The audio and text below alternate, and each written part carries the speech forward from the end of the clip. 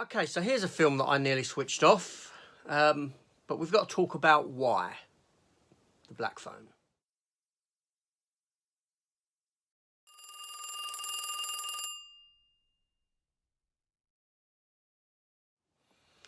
Yes, so I sat down, I watched The Black Phone yesterday, but I nearly switched it off, but not for reasons that you may think. As you know, I do a series of video now and then called One I Switched Off. This is a different reason. So we're going to talk about this film. We're going to explore the reasons why as well. So this film, The Black Phone, this comes at us from Blumhouse Pictures, rated 15, 1 hour 43 minute runtime. And it stars Mason Thames as a young boy called Finney, Madeline McGraw as his younger sister Gwen. Ethan Hawke stars as the protagonist of the film, only known as the Grabber. Jeremy Davis plays the father of the two children, and obviously you've got other actors in it, some police officers, this sort of a thing, but they're your primary cast. The film is directed by Scott Derrickson, who is probably most well known for directing the MCU movie Doctor Strange, the 2016 original. So this film, it's set in the past. It's set in like sort of 70s, and follows this town and these young children within this town, and children are going missing, and not being found. They're being picked off by this geezer called the Grabber, who's in this black van, and they always find black balloons at the places where the children have gone missing, or where they're suspected to have gone missing. Now, Finney is a young boy in school. He doesn't really look after himself. He gets beaten on a lot and this sort of a thing. He's got a younger sister who's quite strong in her own sense, in that she can take the beatings and she does fend for him. But she's also having these weird dreams. She has dreams of happenings, almost, like a cognitive, precognitive kind of situation, supernatural kind of situation there. Now, they live with their father because their mother's no longer about. Their father is a bit of a drunk. He likes the bottle. He's not the best of fathers, so these two kids grow up looking after themselves. Anyway, Finney is one of the children that gets kidnapped, and he finds himself in this basement, mattress on the floor, some other bits lying around, and there's a phone on the wall that isn't connected, but it does ring from time to time, and he starts talking to the children that have been killed prior to him. They're communicating to him through the phone and essentially helping him out of this situation, giving him advice so what happened to them doesn't happen to him. And that's the crux of the film. So it does delve into, kidnapping and this sort of thing, but also at the same time this supernatural element. Now, a lot of films these days and TV shows, they like setting themselves in the past because this instantly grabs a certain audience because it has a nostalgic feel to it, an older audience like myself who grew up in those sort of eras. There's that reminiscence that you get from watching this type of a movie, which is fantastic. Now, this film is shot very well, and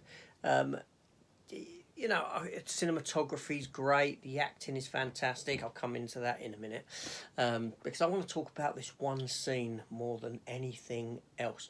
Now, this is one scene that made me nearly switch this film off. Now, I do switch a lot of films off because they bore me, but this was different. This was different, and in how it was different, it was good, I suppose. That it gave me this emotion. So anyway, the one scene I'm talking about is there's this scene where the young girl played by Madeline McGraw, and I want to single her out for her acting within this film. She is at school. She's pulled out of her classrooms to go and see a couple of detectives, and the aftermath of this, her talking to these detectives, is that her father isn't very happy, and her father gives her a beating. Father played by Jeremy Davies, with a belt. Right now, this scene for me as a father myself, and this young girl, although she's playing younger in the film, she's in reality she's not many years off the age of my own daughter, but she's playing it a lot younger. So he's beaten her with this, and the tears, you know, the way she was acting, it it hurt to watch. It really did. It's one of those situations that if you was to come across it and see it, you've got to give this geezer a whack. You've got to knock him down, and I found it really difficult. This scene, even though it's probably only there for seconds, it seemed to just linger, and that in itself, and that it had that emotional response from me because of the acting of her. And her emotional response to this beating, it was just felt so real. So I don't know, and I was close to just go, I can't watch this, I can't, it's affected me that much seeing this.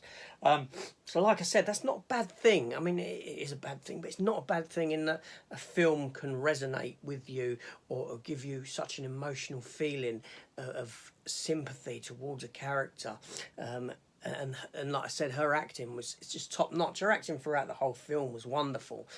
Mason Thomas as Finney, he was very good in his role. Ethan Hawke plays the grabber. Now this side of it I don't really get, because Ethan Hawke obviously used to be quite a big name, you know, back in the day. Not so much now, and it's like, you know, why would you take this role other than obviously pays the bills? I don't really see what your career's getting out of taking a role behind a man with a mask who's, you know, basically a killer within the context of the film. Yeah, so the film itself, for its 1 hour and 43 minute runtime, I thought it was fabulous. I really enjoyed this film. I enjoyed the aesthetic, I enjoyed the acting, I enjoyed the concept, the storytelling. It was beautifully shot, and all round a fantastic movie that I will revisit at some point, but I don't know how to get through that one particular scene.